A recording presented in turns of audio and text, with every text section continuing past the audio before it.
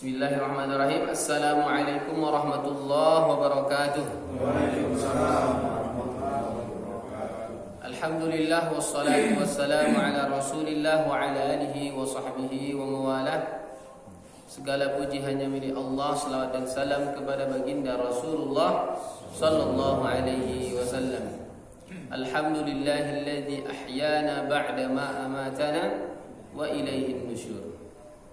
Bapak-bapak, orang tua kami yang kami muliakan, para hadirin yang dirahmati oleh Allah Subhanahu wa taala.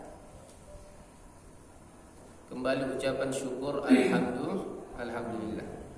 Kita terus memuji Allah Subhanahu wa taala agar semua rezeki yang Allah berikan kepada kita menjadi berkah. Amin amin ya rabbal alamin.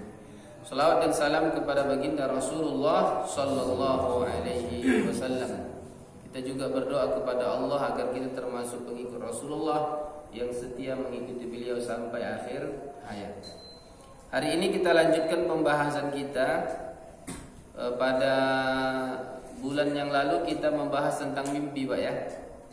Ya, kita membahas tentang mimpi dalam kitab yang kita bahas ini. Setelah itu pembahasan kita ini tentang adab-adab makan dan minum. Walaupun kita puasa sebenarnya ini ya. Pembahasan kita makan dan minum pula pas puasa pula ya. Tapi nggak apa-apa. Jadi kita lanjutkan pembahasan kita dalam kitab yang kita kaji terus ini. Dan pembahasannya adalah tentang makan, adab makan dan minum. Terutama masalah sunnah-sunnahnya. Apa saja sunnah-sunnahnya. Alhamdulillah, agama Islam adalah agama yang sempurna, lengkap, memberikan penjelasan kepada umatnya dari seluruh sisi. Ya, dari seluruh sisi, sampai makan dan minum, buang hajat itu pun ada penjelasannya dalam agama. Ya. Ini menunjukkan bahwasanya agama Islam itu agama yang sempurna, agama yang lengkap. Jadi sangat aneh misalnya kalau ada orang bilang gini, Islam itu enggak bukan Islam. Dia bilang ustaz itu tidak boleh berpolitik misalnya. Ini sebenarnya ungkapan yang bisa benar bisa salah begitu. Bisa benar, bisa salah itu. Ustaz kok berpolitik gitu. Ini perkataan bisa benar, bisa salah. Nah, jadi kalau ada orang ngomong begitu, Ustaz kok berpolitik, tanya dulu apa maksudnya gitu. Karena Islam ini agama yang lengkap, dan orang yang lebih memahami Islam itu siapa? Biasanya adalah ustaz. Jadi kalau dibilang Islam itu tidak boleh berpolitik misalnya, bukan, ustaz tidak boleh berpolitik, maksudnya apa gitu?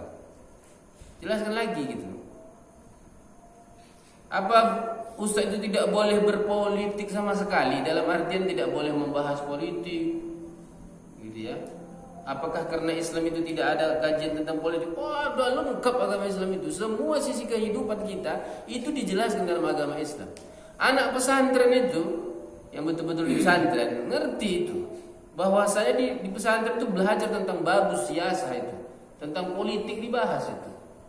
Ada dalam fikih itu babus siyasah, babul khilafah, tentang pemerintahan, kepemimpinan, apa syarat-syarat pemimpin, apa kewajiban pemimpin, apa haknya, begitu juga rakyat yang dipimpin, itu dibahas dalam Islam.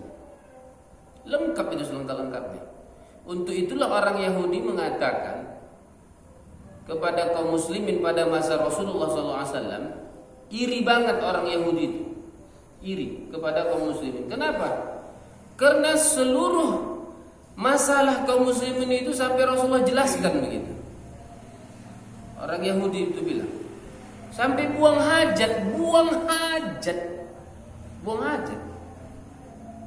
Buang hajat itu Rasulullah kasih tahu adab-adabnya, cara membersihkannya gitu. Sehingga bernilai pahala dia. Secara fitrah ini fitrah itu artinya nggak perlu diajari. Manusia itu tahu kalau buang hajat itu nggak mungkin lah nggak disucikannya, ya kan Pak? Ya kan? Sekafir-kafirnya orang kalau hajat kotoran dia pasti dia bersihkan itu. Mana mungkin dia ya main-main dengan itu gitu nggak? Itu fitrah manusia. Tetapi kenapa Rasulullah Shallallahu Alaihi Wasallam menjelaskannya itu sehingga menjadi bagian dari agama? Itu diantara hikmahnya agar seluruh sisi kehidupan kita ini bernilai ibadah. Jadi ibadah itu nanti ya tidak hanya sebatas di masjid saja, sholat saja, baca Quran, tetapi bisa kita jadikan seluruh aktivitas kita ini menjadi nilai ibadah sampai kita buang hajat. Dan uniknya, waalaikumsalam warahmatullahi wabarakatuh. Uniknya. Karena Rasulullah menjelaskan semua sisi kehidupan kaum muslimin, manusia itu, sampai-sampai ada sahabat yang bilang begini, Pak. Ya. Pertanyaannya begini, ya Rasulullah, apakah kita akan mendapatkan pahala kalau berhubungan suami istri? Sampai begitu pertanyaannya. Kalau berhubungan suami istri kira-kira dapat pahala enggak? Sampai begitu pertanyaannya gitu. Ya kan? Maka Rasulullah mengatakan, jawabnya Rasulullah enggak jawab langsung beliau. Enggak jawabannya berpahala, enggak begitu. Tapi Rasulullah ingin menjelaskan kepada sahabatnya dengan pertanyaan lagi. Rasulullah ditanya, Rasulullah balik nanya. Bagaimana kalau seandainya dia tempatkan itu tidak pada tempatnya? Kira-kira berdosa enggak? Misalnya dia berzina. Pertanyaannya begitu. Apa jawabannya? Ya berdosa lah. Misalnya berzina dia, istri orang lain dihajar. Ya kan, anak gadis orang lain ya belum diikat begitu, berdosa. Begitu juga kalau dia tempatkan pada tempat yang baik, pada tempatnya sesuai dengan izin Allah Subhanahu wa taala, maka baginya pahala. Allahu Akbar. Jadi berhubungan suami istri itu juga termasuk ibadah yang mendatangkan pahala. Allahu Akbar. Itulah kelengkapan Islam, kesempurnaan Islam. Untuk itu Allah menutup. Allahu Akbar.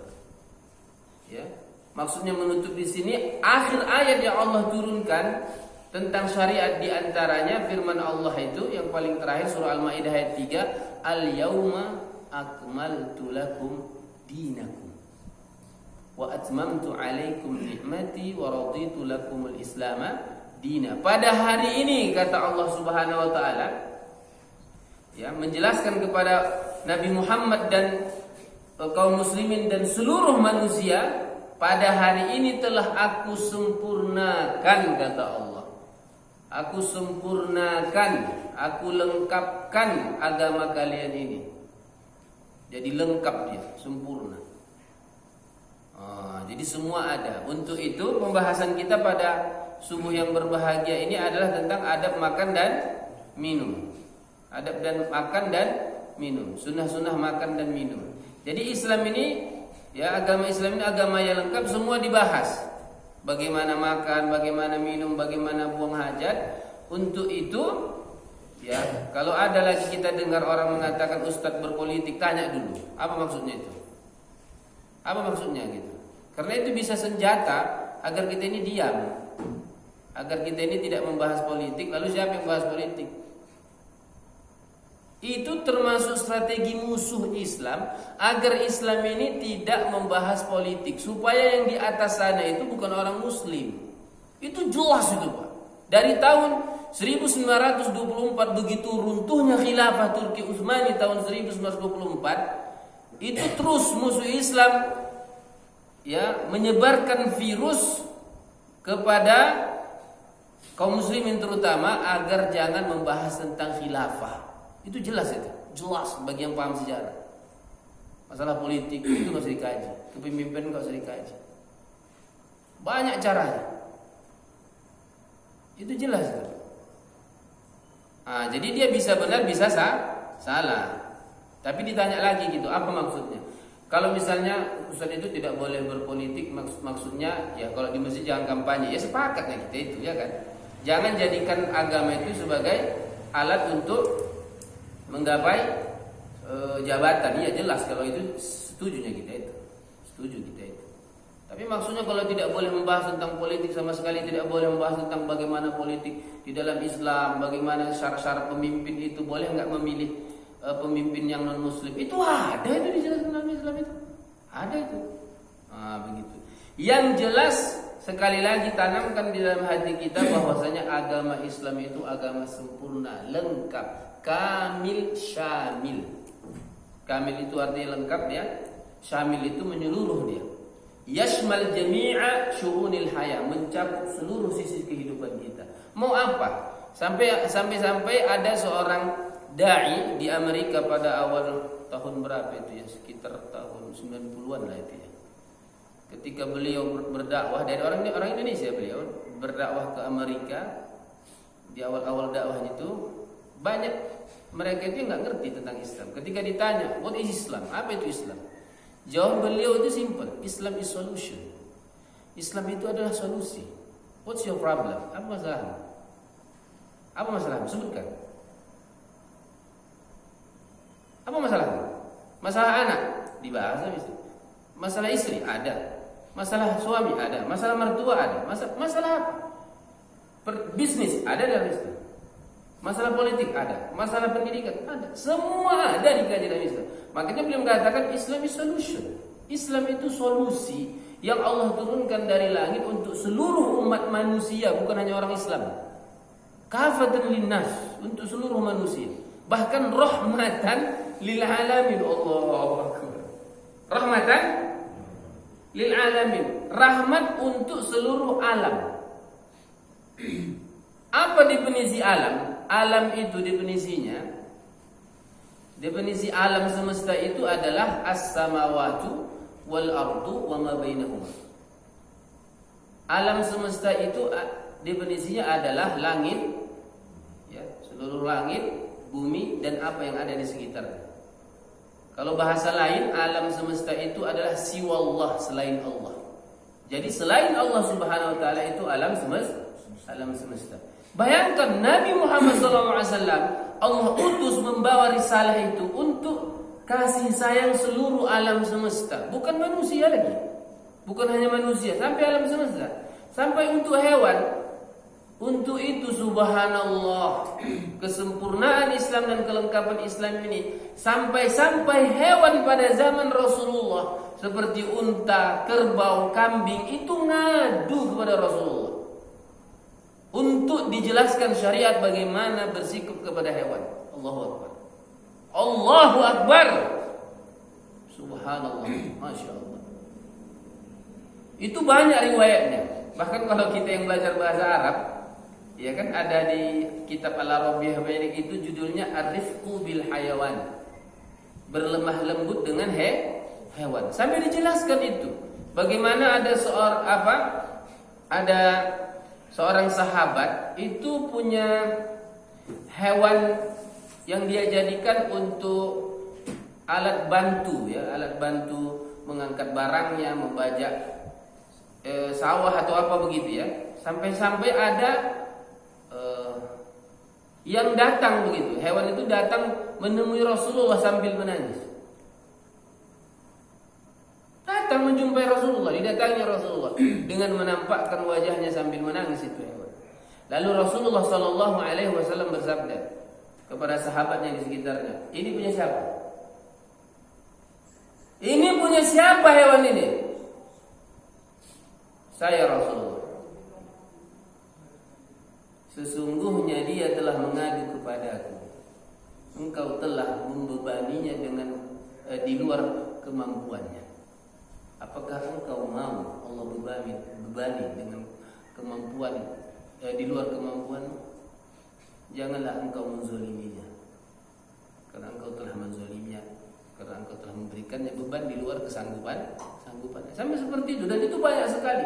Bahkan Rasulullah menceritakan kepada sahabat Dan untuk kita juga, ada seorang wanita yang masuk neraka gara-gara kucing. Itu jelas hadisnya itu. Dakhalat imra'atun fi narin fi hirratin, begitu Rasulullah katakan. Ada seorang wanita yang masuk neraka dikarenakan apa? Kucing. Seekor kucing betina yang dia ikat itu kucing. Dia ikat, tidak dia biarkan makan, dia ikat, lalu dia ikat, dia tidak pula beri makan, sehingga mati kelaparan itu kucing. Mati kelaparan, berarti kan dia menzaliminya. Maka kata Rasulullah, ini masuk neraka.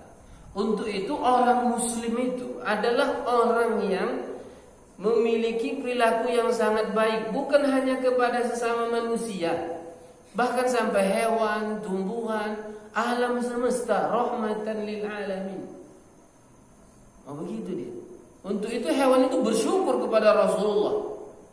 Bersyukur kepada Rasulullah sallallahu alaihi wasallam, maksudnya berterima kasih kepada Rasulullah karena telah mengemban amanah dari Allah, membawa risalah yang lengkap ini, sehingga aturan jelas di dunia ini, bahkan nanti jelas di akhirat nanti hukumnya bagaimana, sehingga hewan-hewan pun merasa adil, mendapatkan keadilan dari manusia atau dari orang yang diberikan hak untuk menggunakan mereka. Begitu. Ini muqaddimah sebenarnya masih ya kan? Muqaddimah pembahasan kita. Yang jelas Islam itu sempurna, lengkap, dibahas semuanya. Apapun masalahnya. Ya, itu apapun masalahnya itu dibahas. Oke, kita lanjutkan pembahasan kita. Apa tadi judul kita? Sunnah-sunnah makan dan minum. Yang pertama, sunnahnya di sini disebutkan at-tasmiyatu awwalat ta'am, membaca bismillah di awal kita makan dan minum. Ta'am itu maknanya bisa makan bisa minum ya, bukan hanya makan. At-ta'am itu maksudnya bisa makan bisa minum, karena dia asal katanya dari ta'ima yat'amu, artinya mencicipi. Yang dicicipi cuma makan atau minum saja? Dua-dua. Kita mencicipi makanan dan minuman. Untuk itu kita membaca bismillah. Lafaznya bagaimana? Bismillahirrahmanirrahim atau hanya bismillah? Di sini ada ikhtilaf ulama ya. Apakah sunnahnya membaca bismillah saja atau bismillahirrahmanirrahim? Kalau diperhatikan dari hadis-hadis Rasulullah, bahwasanya sunnahnya hanya mengucapkan bismillah tanpa ar-Rahman ar-Rahim. Tapi kalau diucapkan bismillahirrahmanirrahim juga tidak apa-apa. Kecuali nanti ada beberapa hal yang kita dianjurkan untuk tidak mengucapkan ar-Rahmanir-Rahimnya itu. Seperti misalnya menyembelih hewan. Itu kan baca apa? Baca bismillah ya. Bagaimana lafaznya? Bismillah atau bismillahirrahmanirrahim? Bismillah. Bahkan sampai ada ulama mengatakan kalau kau tambah Rahmanir-Rahim itu bidah hukumnya. Kenapa? Bayangkan Pak, Ar-Rahman apa artinya? Maha Pengasih. Ar-Rahim? Oke, menyembelih itu apa tanda kasih sayang itu? Jadi dia tidak tepat begitu, tidak tepat penggunaan itu. Yang orang yang paham bahasa Arab, ditambah lagi kalau dia baca-baca hadis-hadis Rasulullah, kemudian kitab-kitab fikih, ngertinya itu. Ya ngerti bahwasanya itu ya jangan ditambah Rahmanir-Rahim. Kenapa? Karena kondisinya tidak tepat dia. Karena kalau kita mau menggunakan nama-nama Allah Subhanahu wa taala itu, di antara adabnya disesuaikan dengan kondisi. Gitu dia. Misalnya kalau kita mau diberikan rezeki, salah satu nama Allah yang memberi rezeki apa? Razzaq. Kita katakan Allahumma rzuqni ya Razzaq, kan gitu kan? Kalau kita meminta ampun, kita katakan astaghfirullah Allahumma firli. Baru nama Allah apa yang menunjukkan pengampunan? Ya Ghafur, ya Ghaffar, kan gitu kan? Kalau rahmat ya Rahim, ya Rahman, ya Rahim gitu. Kalau kita ingin mau jadi kuat ya Qawi, kan gitu. Wahai Allah yang Maha Kuat gitu ya. Pokoknya Allah memiliki 99 nama. Jadi tidak tepat begitu. Kalau bahasa lembutnya tidak tepat lah. Karena kalau dibilang bid'ah itu kayak bom atom dia. Begitu terucap, udahlah hancur. Iya kan? Udah gawat itu udah kalau udah kata-kata bidah itu luar biasa itu. Kayak bom atom itu. Nah, tapi kalau kita mau jujur, kita lihat misalnya hadis-hadis, kemudian kita lihat misalnya dalam kitab-kitab fikih, memang sunnahnya itu hanya mengucapkan bismillah tanpa ada ar-Rahman ar-Rahim kalau menyembelih. Tapi kalau untuk makan dan minum, ada sebagian ulama mengatakan tidak apa-apa, seperti Al-Imam An-Nawawi rahimahullah, beliau mengatakan tidak apa-apa dengan menambah ar-Rahman ar-Rahim. Jadi kita minum atau makan bismillahirrahmanirrahim, itu tidak apa-apa. Oke. Kemudian hukumnya apa Ustaz? Hukum mengawali makan dan minum dengan bismillah. Hukumnya wajib atau sunnah? Itu juga ada khilaf para ulama ya. Ada khilaf. Ada yang mengatakan wajib, ada yang mengatakan sunnah. Cuman di dalam kitab kita ini dijelaskan apa hukumnya? Sunnah lah. Hukumnya apa? Sunnah. Nah, gitu. Tetapi ingat, bukan berarti sunnah itu kita dengan mudahnya meninggalkannya. Kenapa? Karena itu aib kalau ditinggalkan. Apalagi kalau kita perhatikan keterangan para ulama tentang kewajiban mengucapkan bismillah ini. Maksudnya ada ulama yang mengatakan wajib. Di antara sebabnya kenapa para ulama mengatakan yang hukumnya wajib, karena banyak hadis yang menjelaskan tentang jeleknya orang makan dan minum itu tanpa mengucapkan bismillah. Nah, gitu dia. Luar biasa jeleknya gitu. Di antara jeleknya itu apa? Menyerupai setan. Menyerupai setan dia. Oke, kita sebutkan ya dalil-dalilnya. Rasulullah Shallallahu Alaihi Wasallam bersabda, ini Rasulullah katakan kepada anak tirinya ya. Anak tiri Rasulullah diantaranya adalah Umar bin Abi Salamah. Ya, karena Rasulullah menikah dengan Ummu Salamah karena Abu Salamah meninggal dunia, maka Rasulullah menikahinya dan dia punya anak namanya Umar bin Abi Salamah. Jadi begitu dia makan bersama Rasulullah, Rasulullah lihat ya, dia itu tangannya entah kemana-mana, lasak kali gitu. Begitu makan, semua mau diambil sama dia gitu. Maka Rasulullah mengatakan, ya gulam, wahai anak, ya, samillah, ucapkanlah bismillah. Kalau makan itu ucapkan bismillah, jangan asal ambil masuk terus gitu ya. Samillah. Kemudian wakul biyaminik, dan makanlah dengan tangan kananmu. Kemudian wakul mimma yalik, dan makanlah dari makanan yang dekat denganmu. Ya. Jangan yang jauh itu diambil, yang ada dulu, yang dekat itu yang diambil. Yang paling dekat. Jangan keliling sana kemari ya. Nah, jadi itu dalilnya. Bahkan dalam hadis yang lain Rasulullah SAW mengatakan, "Idza akala ahadukum falyadhkur ismallah." Apabila seseorang di antara kalian makan, maka hendaklah dia menyebutkan nama Allah, mengucapkan bismillah. Fa in nasiya, kalau dia lupa, baru teringat nanti pas makan baru teringat. Atau sesuapan terakhir baru teringat dia. Tadi belum baca bismillah. Maka apa sunnahnya diucapkan? Bismillahi awwalahu wa akhirahu. Gitu dia. Jadi kalau kita lupa baca bismillah di awal, baru teringat dia di pertengahan atau di akhir sebelum suapan terakhir, ucapannya apa? Bismillahi awwalahu wa akhirahu. Tinggal tambah apa? Awwalahu wa akhirahu.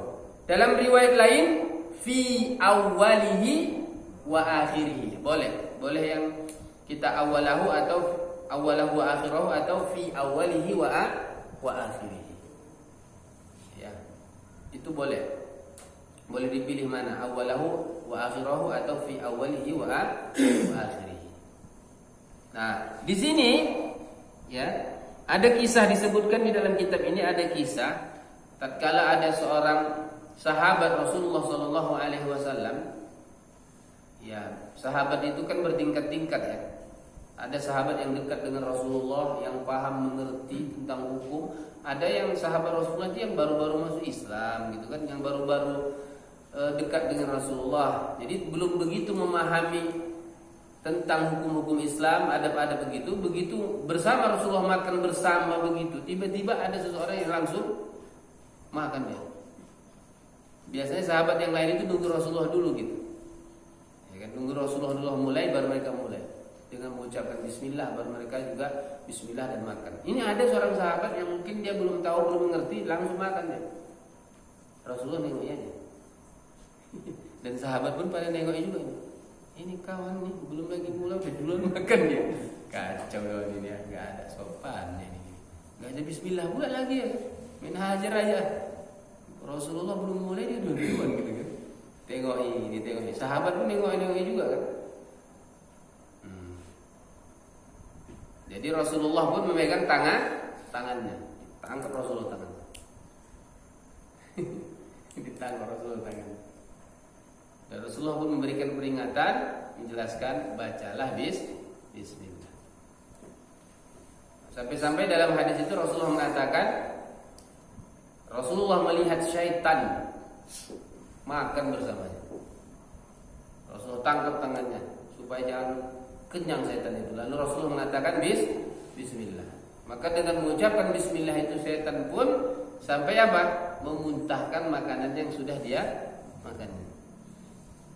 Kemudian kisah yang lain begitu juga tatkala para sahabat juga makan bersama Rasulullah, ada orang yang mungkin saking laparnya ya, sahabat itu langsung makan ya. Lupa baca bismillah. Rasulullah tengok gitu kan. Makan. Begitu dia pernah makan, satu suap lagi gitu ya. Terakhir ini baru teringat dia. Belum baca bismillah. Maka dia katakan bismillahi awwalahu wa akhirahu, baru dia masukkan suapan yang terakhir. Maka Rasulullah pun waktu itu tersenyum. Kenapa? Karena dia melihat setan memuntahkan apa yang sudah dia makan.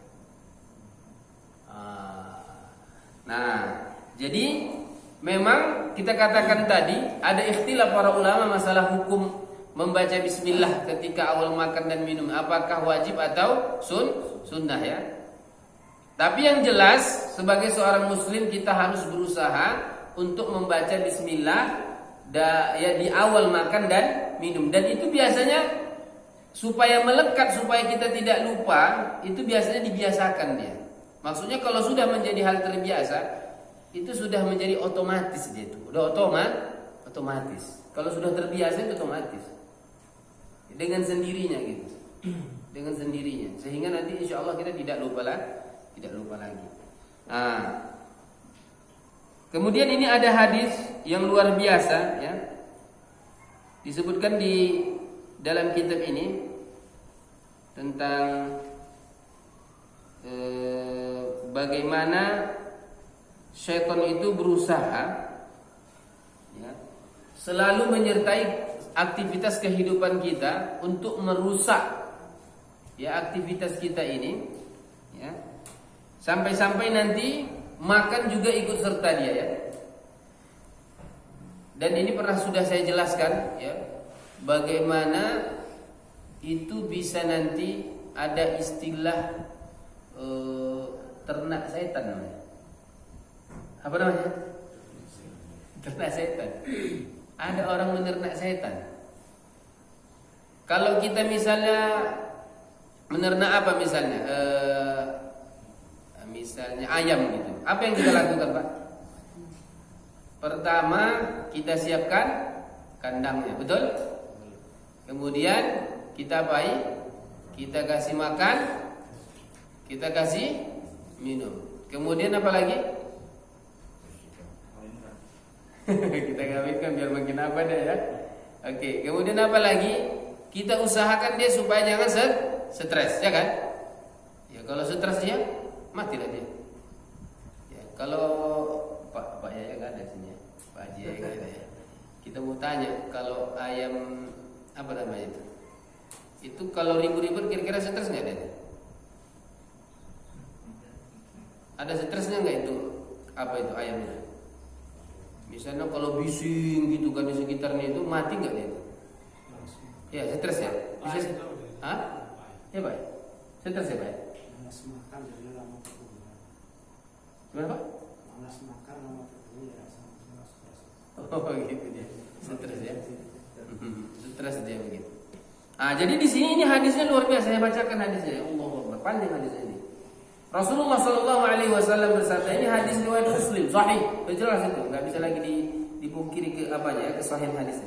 Rasulullah sallallahu alaihi wasallam mengatakan, "Idza dakhala ar-rajulu baitahu", apabila seorang laki-laki ya masuk ke dalam rumahnya, ini maksudnya masuk ke dalam rumahnya ketika malam hari ya.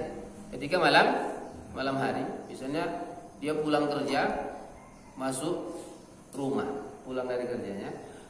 Fadzakarallaha 'inda dukhulihi wa 'inda ta'amihi, qala asyaitanu la mabita lakum wa la 'asha.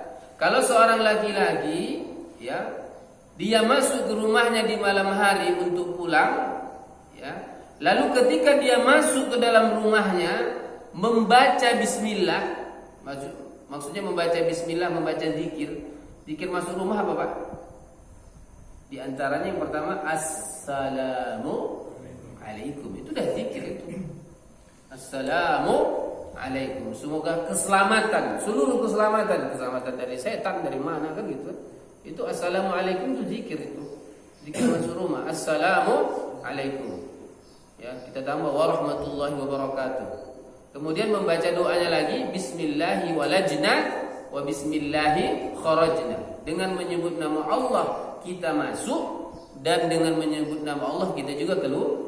Jadi kita keluar masuk rumah itu dengan mengucapkan bismillah. Nah, kalau dia masuk rumah itu dengan membaca zikir itu, kemudian nanti dia masuk rumah makan, minum, membaca zikir itu, baca bismillah ya, menyebut nama Allah Subhanahu wa taala, maka syaitan akan mengatakan kepada kawan-kawannya. Apa dia katakan? Dia katakan la mabita lakum wala asya'a. La mabita lakum wala asya'a. Kawan-kawanku, setan yang lain, para setan katanya. Ini setan ini bilang sama kawan yang lain, setan, kalian tidak punya tempat menginap malam hari ini di rumah si fulan. La mabita lakum, tidak ada tempat menginap kalian pada malam hari ini, dan juga tidak ada makan malam kalian di rumah ini. Jadi kalian tidak bisa masuk rumah dan kalian tidak dapatkan makanan dan minuman. Begitu. Nah, kalau seandainya itu dia lupa, tidak mengucapkan itu, nyelonong aja masuk rumah, makan pun tak ada baca bismillah dan minum juga begitu, apa kata syaitan? Rasul mengatakan, wa idza dakhala falam yadhkurillaha 'inda dukhulihi qala syaitanu adraktumul mabita.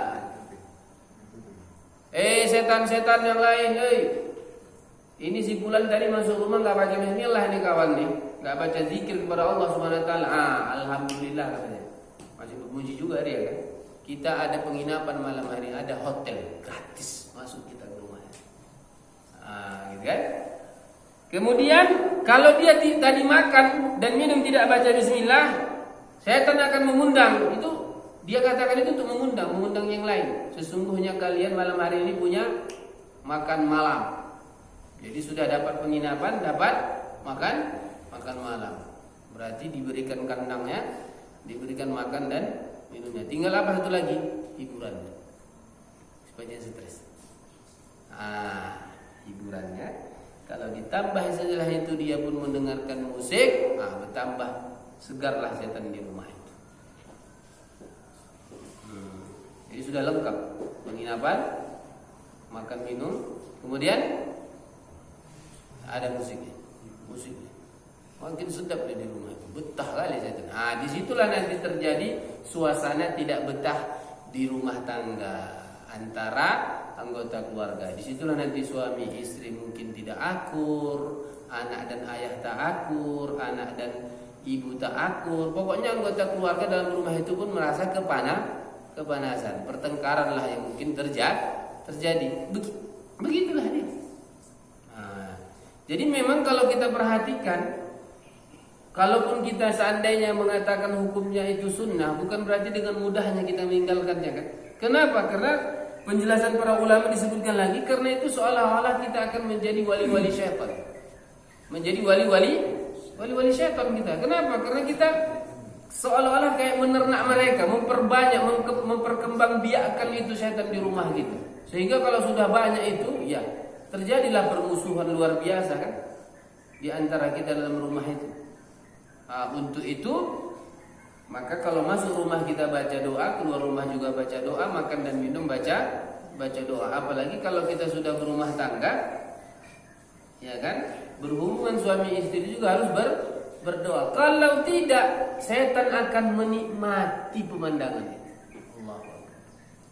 Pertanyaannya Pak, kalau kita melakukan itu suami istri, ingin nggak kita dilihat orang? Nggak mau kita kan? Malu kita itu. Bagaimana lasaknya kita lihat seperti itu kan? Nah, kalau kita tidak baca doa, itu akan dilihat sebagai pertontonan. Makin asik dia di rumah itu, ada hiburan gratis. Apakah makin betah setan di rumah itu? Makanya Rasulullah SAW bersabda, satrul, as-satru baina a'yunil jinni wa auratil ins zikrullah. Penutup antara mata setan, mata jin dengan aurat kita ini adalah menyebutkan bismillah. Jadi begitu kita ucapkan bismillah kalau kita menanggalkan pakaian kita, membuka aurat kita, maka setan pun tak bisa melihat kita. Baca bismillah. Makanya kalau kita perhatikan di doa-doa itu Pak, doa-doa harian, zikir doa-doa itu kan, apa doa membuka pakaian? Cuma bismillah kan? Cuma bismillah. Tapi itu ampuh luar biasa menutup mata setan itu, menutup mata jin itu. Karena jin itu bisa melihat kita dan kita tidak bisa melihatnya, kecuali nanti dia berubah wujud kepada manusia atau benda-benda atau hewan-hewan. Dan itu pun tidak semua jin bisa ya. Hanya jin kuat yang bisa melakukan itu. Ya, hanya jin kuat yang bisa menyerupai laki-laki, yang bisa berubah menjadi benda, bisa merubah menjadi hewan. Tapi kalau jin biasa tidak mampu dia. Gitu. Itulah yang membuat jin itu potensi buruknya lebih banyak daripada kita manusia. Kan Allah menciptakan jin dan manusia Pak ya. Masing-masing punya potensi, punya kelebihan dan kekurangan. Lalu kalau ditanya manusia itu lebih mengarah kepada kebaikan atau keburukan manusia? Kebaikan ya. Ya, walaupun ada potensi buruknya, tapi dia lebih kepada kebaikan. Adapun jin itu potensinya kemana? Yang buruk. Walaupun di antara mereka ada juga yang baik, ada jin yang baik ya. Bisa kita lihat dalam surah Al-Jin itu lengkap bagaimana ya kelompok-kelompok jin itu, ada yang beriman, ada yang kafir, ada yang muslim, ada yang sesat, ada yang liberal, ada yang sekuler, banyak itu kelompok-kelompok jin itu. Itu dikarenakan apa? Salah satu sebabnya begini dia. Karena jin itu dia tidak terlihat tapi bisa melihat. Oke, seandainya Pak, seandainya kalau Bapak diberikan suatu kelebihan, Bapak bisa melihat orang lain, lalu Bapak tidak terlihat orang lain. Kira-kira apa yang kita lakukan dengan kekuatan itu?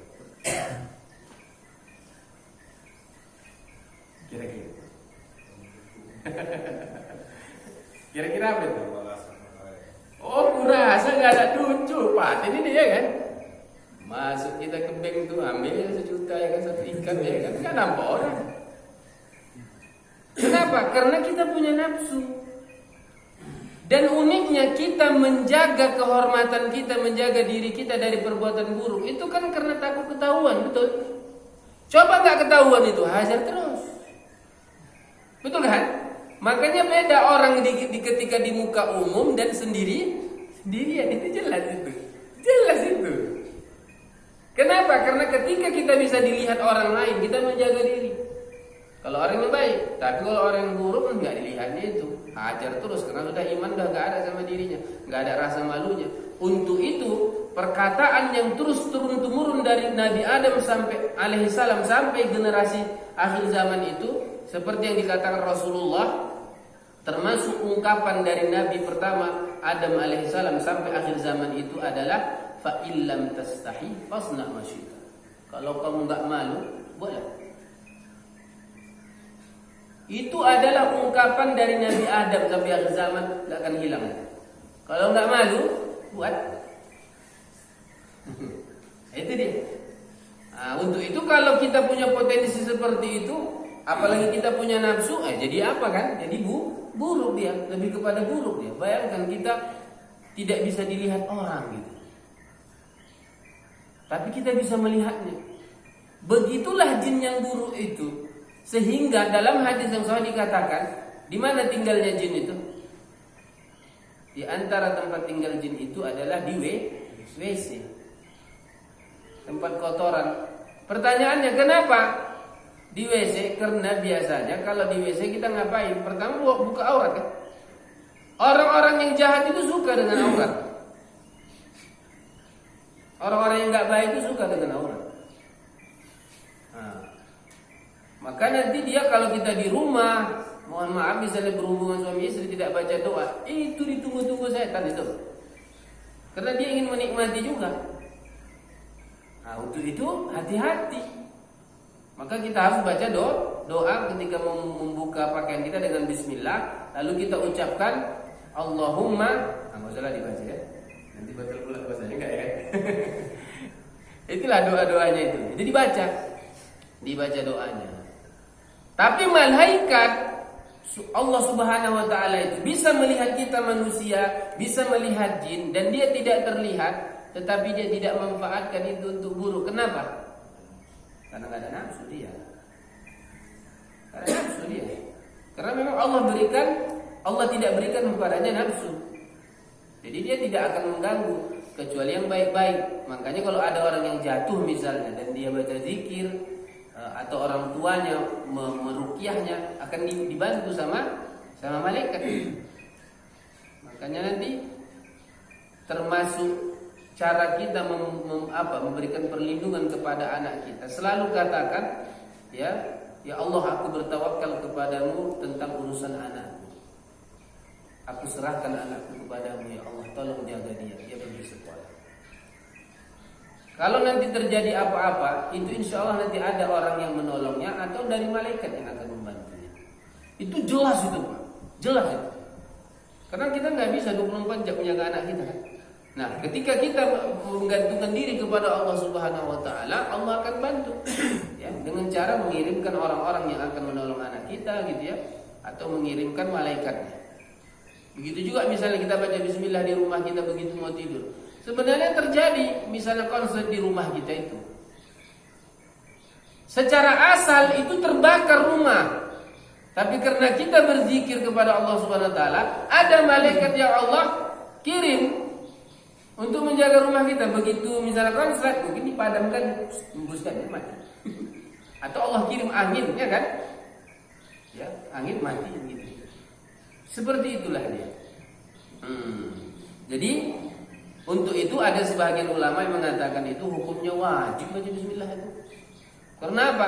Karena setan itu akan bebas nanti kalau kita tanpa membaca bismillah mengganggu kita. Karena khawatir kita termasuk memiliki sifat-sifat setan.